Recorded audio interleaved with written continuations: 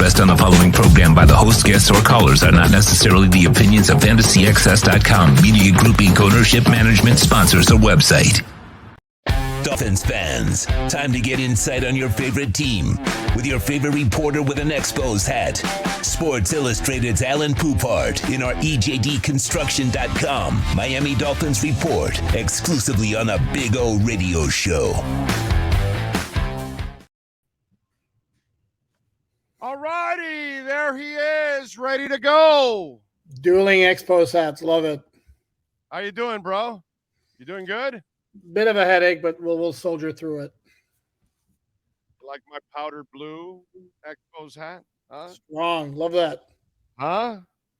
I figured I'd spicing up our segment a little bit, and I said, let me get one Expos hat in a segment is not enough. So I figured the point Expos hats kind of completes the whole thing. You know what I'm saying? Absolutely. Can never have too many Expos hats.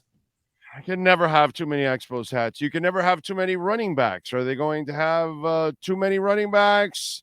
Are they going to trade for a running back? Because I still see, here's my problem with all of this. And I try to explain to people, okay? This guy doesn't pay running backs. He doesn't pay for it. I still think he's trying to get low-hanging fruit. Like, if you want to, he's not going to give a first rounder. But let's just say, for craziness, if he gives a second rounder, he's going to tell you, you got to take Emmanuel Ogbah. You got to take some salary with you, or if not, I'm not doing this. So I think he's probably offering really a third or fourth, actually, because here's the MO. So you pay your quarterback, you pay your tackle, you pay your pass rusher, you pay your number one wide receiver, and your shutdown corners, right? Well, he clearly pays for corners, right? Ramsey, X, and Jones. He clearly pays for pass rushers, Ogbah, Chubb, and eventually Jalen Phillips will get his money. He pays for tackles because Teron Armstead got his money. He pays for number one wide receivers because Tyreek got his money. What's going on with Christian Wilkins? How come he can't get his pass rushing money? Because maybe he ain't a pass rusher. He's not a pass rusher, yeah. So you see what I'm saying? So I start looking at this and I'm going, so you guys, this guy is like a hard negotiator. I mean, he fleeced the 49ers. He fleeced Houston. He fleeced Belichick last year with giving him the receiver for the 6th round. And he ends up releasing the receiver like 2 weeks later and he brings him back. And then he's a hardline negotiator. Connor Williams wanted extra money. He said, no, that doesn't go like that. And then Christian Wilkins wants money, but he may want Quinn and Williams type money. And he's like, no.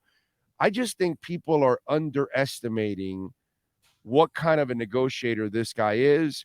And that's why all these people out there that think he's going to give the world for Jonathan Taylor, that's not been his MO, Alan.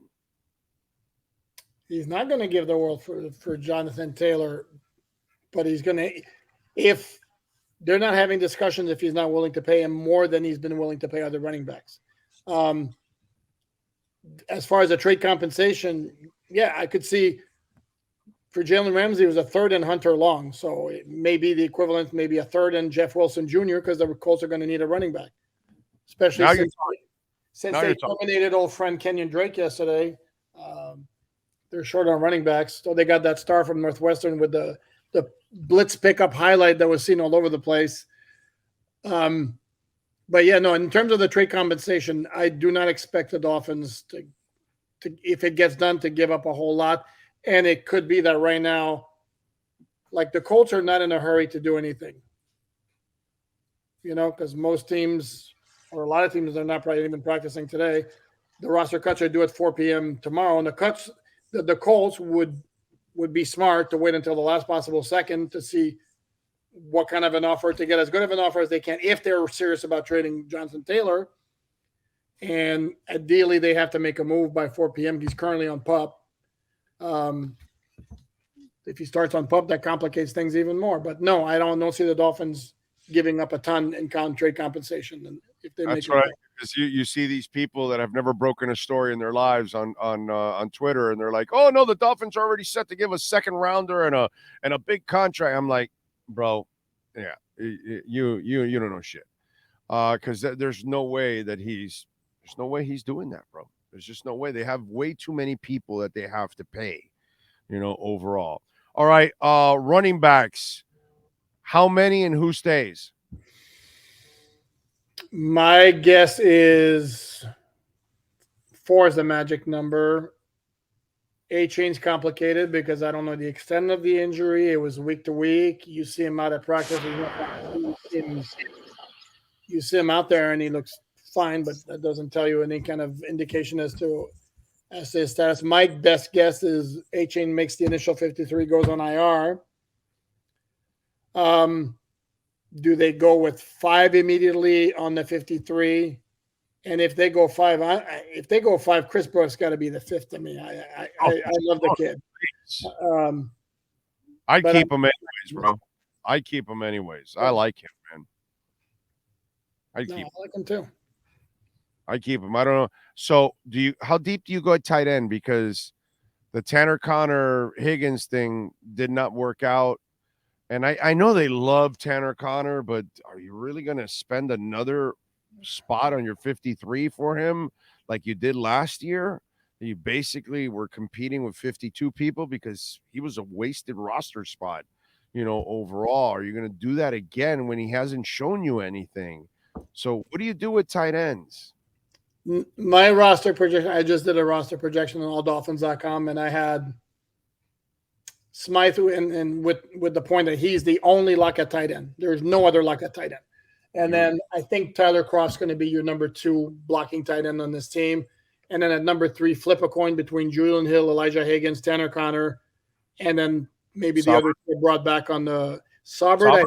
Based on McDaniel's comments after the Houston game, it sounded like he's dealing with something fairly significant. That's the big caveat there. Okay, so then Croft definitely makes it. Because I would have had Saubert over Croft, but if there's an injury, I can understand that. I got to tell you something. Julian Hill is my 3rd tight end. Yep, same here. I'm sorry. He's more of a tweener than the other 2 guys, Smythe and Croft. And he can do some of the stuff that Higgins and you want to do with Tanner Connor that you imagine. I just kind of think he's that guy that and he can block actually. So I kind of think he's probably the most versatile one out of the 2, out of all those guys. Yeah. I like Julian Hill. I would keep him. He would be my 3rd guy, dude. And that's I hate that he dropped the one pass thrown in his direction on Saturday night, but I don't know that I don't think they're going to make that determining factor.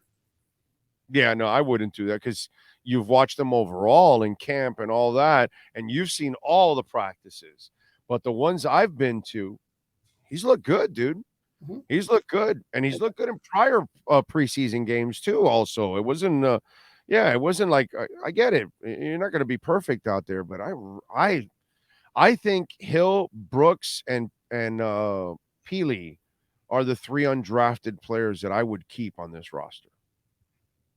For me. Certainly sounds reasonable to me. Offensive line, what happens? Who's the backups? We already know who the starters are now, pretty much. We've seen them the last 2 weeks, so it looks like that's your starters. Who are the 3 or 4 guys that you're going to have? Is it 3 or 4? You have to. Finney's going to be on the roster. Sure, he snaps. Yes. Liam's going to be on the roster. Mm-hmm. And then, Kendall Lamb, because yes, a swing tackle. So then the question becomes: do they keep a 9th? And that 9th, who is it? What do you do with Robert Jones, who could be out a while? Do you keep Robert Jones and then IR him, and then cut Lester Cotton and then bring him back to make him your 9th while Robert Jones recuperates? That's one option. Yeah, you could try to do that. I like Cotton. He's got something to him, bro. If he can get to the pass blocking, because physically he can maul. So, and that's Alan, to me, that's almost a harder thing to find nowadays, is the guy that can maul in the running game, because you don't even find in college. He's an Alabama guy, so that's why you probably see it more. But it's really hard to find the guys that can maul compared to the guys that can learn how to pass pro. You know what I'm saying? Yeah, and I spoke to Butch Barry actually when the assistants talked to us before practice last week, and I specifically asked Barry about what he liked about Cotton, and it's exactly what he mentioned. He's a big guy with some mobility, and guys like that, if he hones in on his technique, guys like that are hard to find. So no, and I could see them keeping 9 and then putting Jones on IR or waiving him. I think you keep 9. I think you keep 9. I really do. I think they go 9, and Cotton is my 9th. Is what I would do. They've gone 8 the last couple of years, but this is a situation where I would not be surprised if they did go 9. Yeah, and because I think you have a guy that's, and you don't have to go as deep with tight ends. Really, you don't have to go past 3. You can probably stash the other kids in the practice squad, Correct. At this point, and then develop them. And then if Higgins or do you think they put Tanner Connor? Do they release him? Because they love him. I'm like you. I do know they liked him. I don't know how if their like for him or their love for him is strong enough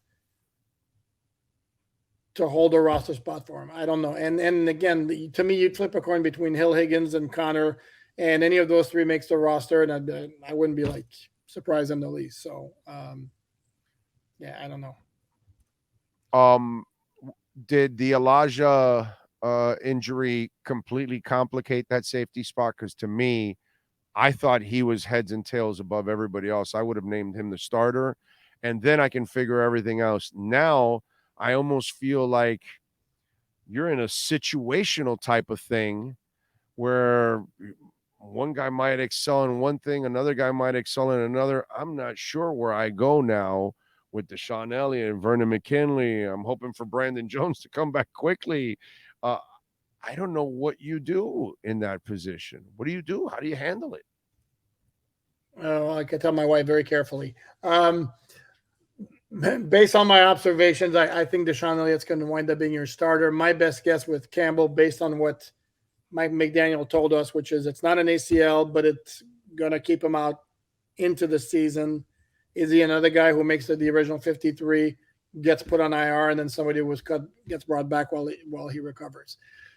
And then the other question is, how far back does that set him? Once he does come back to the lineup, is he going to be ready to make an impact on defense? That's dicey. So, yeah, my best guess is I think it's going to be Deshaun Elliott is going to be starting. Yeah, I figured that too. But you had Campbell as your starter also before the injury? 50-50 him or Elliott. Okay. All right. I thought he ended up winning the job overall.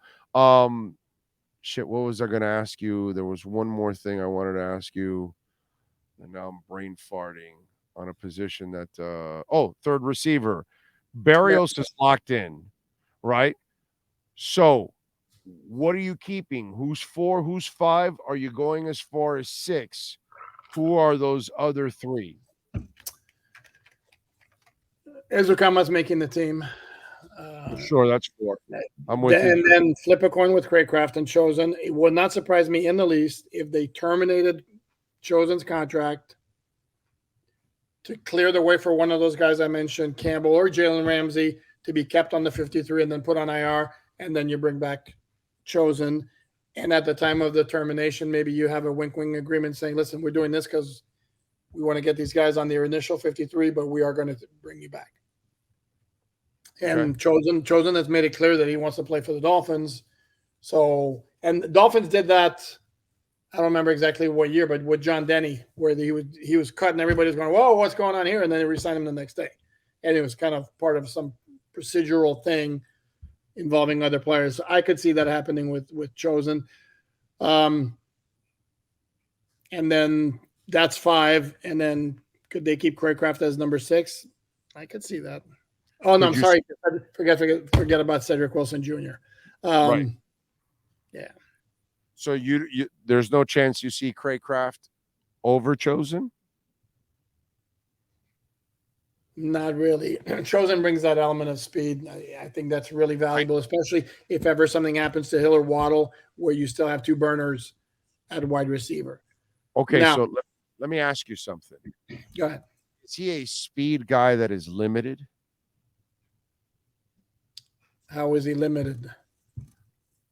Is he a good guy in traffic? Is he good in the middle? Is he physical? Does he break No, it's tackles? not physical. So I'm saying But he's a one type receiver. Downfield, no, space.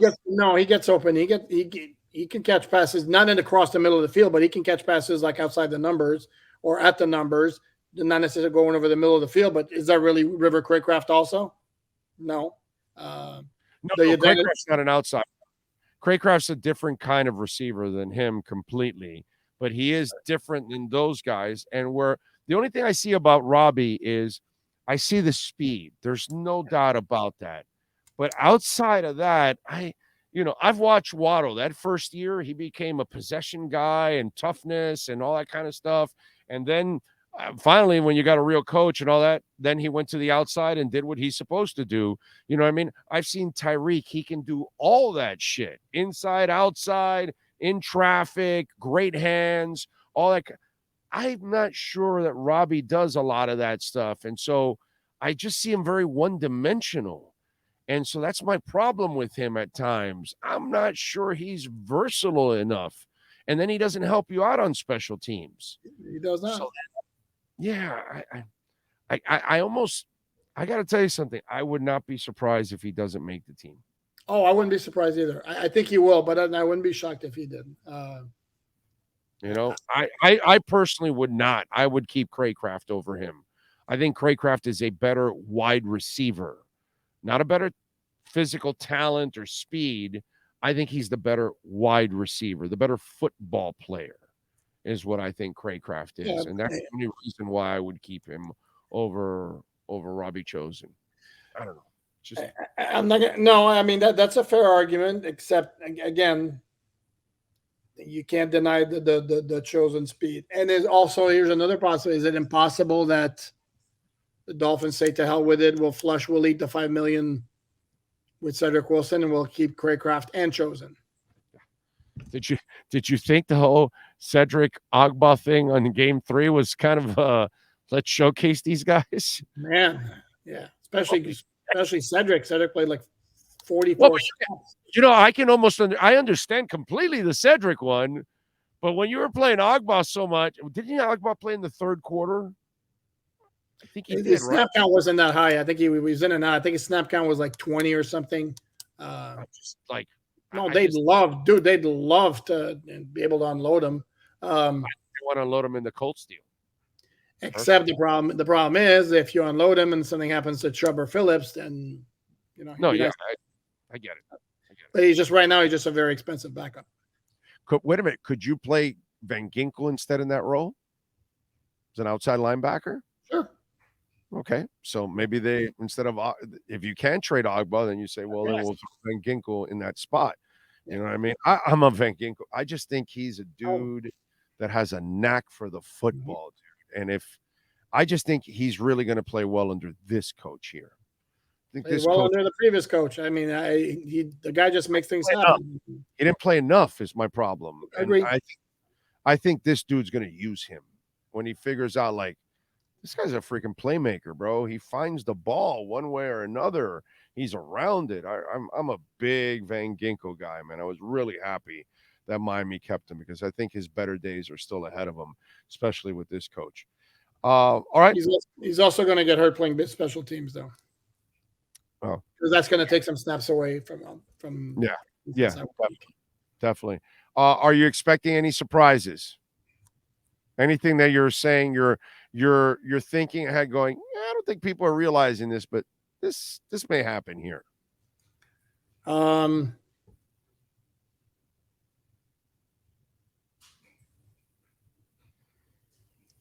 Not really, outside of maybe the Dolphins saying, like I just mentioned, to hell with it, we're going to eat the $5 million with Cedric Wilson, and I think that might be the most, because logic tells you they're not going to eat $5 million. That's the one I can't. I think it's pretty pretty basic everywhere else. I don't see a guy who people think is going to make it but won't. Could be wrong, but there's nobody really jumping out at me for that. Coach said yesterday that they like lots of players, so that the Sealer thing really doesn't affect the Wilkins thing, that they still, obviously are working on that deal. I kind of think the other way. I kind of think it has affected it. I almost think like he may have to play under this thing and prove that he can get the 7, 8, 9 sacks before they give him the money next year. And so I kind of think this is not going to end up happening now. What does Alain Poupart's gut tell him about the Wilkins deal? Does it happen? On the lower end of 50-50. And this is something I have said all along, that the problem with Christian is he doesn't affect the passing game enough. And it's not just sacks, it's quarterback hits. And if you look at the stats, I had somebody on social media point out like a potential deal. The money, I think it was 18 per with 40 million guaranteed. And I looked it up among defensive linemen or defensive tackles, the exact same deal that DeForest Buckner has. And if you look at the stats, DeForest Buckner is a major factor as a pass rusher. Right. Christian right. isn't. And Christian is maybe the best run defending defensive lineman in the NFL. But again, if you're looking at determining factors for a win, where does that rank compared to quarterback, wide receiver, cornerback, pass rusher, offensive tackle, those guys? And that's the issue that Christian has. All right. Good stuff. What do you got going on alldolphins.com? Something all of you must bookmark. Well, it's funny we ended with Christian Wilkins because I want to have a deep dive into this whole situation right now. I did my final roster projection early this morning before the first reported move, which was Jalen Twyman being released, which is not a surprise. And then what else do I have going on? Oh, I did a lot of research on waiver wires. This applies because tomorrow is going to be the time or Wednesday when teams claim players off waivers. So I did a historical research, and then Zach Sealer being an outlier as a waiver wire who absolutely panned out like nobody's business. Yeah. So we got that going on. Omar is going to provide the latest on the Jonathan Taylor situation, and Omar is going to also do things that he learned over the summer in the preseason and training camp. Well, when this century started in 2000, okay, this is the article you guys, I would love to see you guys work on this. Go ahead. The Tunsil trade and the San Francisco, what do we call it? The Trey Lance. Yeah. Those have to be two of the greatest trades since the start of this century. In the 23 years of football in this century, that has to be in the top 10, what that guy extracted from those two trades. I'm not sure we've seen shit like this since Mike Lynn and Jimmy Johnson. The Herschel Walker trade, the great, was it the great trade robbery, whatever it was called? Yeah, the great trade robbery. Yes, exactly. Okay, that was just very well in those. That's just one of them. This dude pulled 2 heists. Okay, it's pretty sick what he's done to help build the team with those 2 trades. That's a lot of players. It's pretty impressive, bro. I'm just saying that's pretty cool. So it's good work. If you really look at it in the big picture, think about it. Can you think of another GM right now off the top of your head that has 2 of those kind of trades in his tenure? Not off the top of my head, but then again, I only cover the Dolphins. I certainly would look at Philadelphia if I were at Howie Roseman, if I were to start my research somewhere. That might be one. Ozzy also another one I'd look at. But no, off the top of my head, again, this is the team I cover. So yeah, pretty awesome. All right, follow him on Twitter at Poupart NFL and catch his work there at alldolphins.com. Alan, as always, thank you, my brother. We will catch up later on in the week, my friend. Appreciate you. Have a good one. You've been listening to the EJDConstruction.com Miami Dolphins Report with Sports Illustrated's Alain Poupart. For additions, home remodeling, and custom work, call Eric at 305-433-4843. EJDConstruction.com is your custom home builder and general contractor you can trust. 305-433-4843.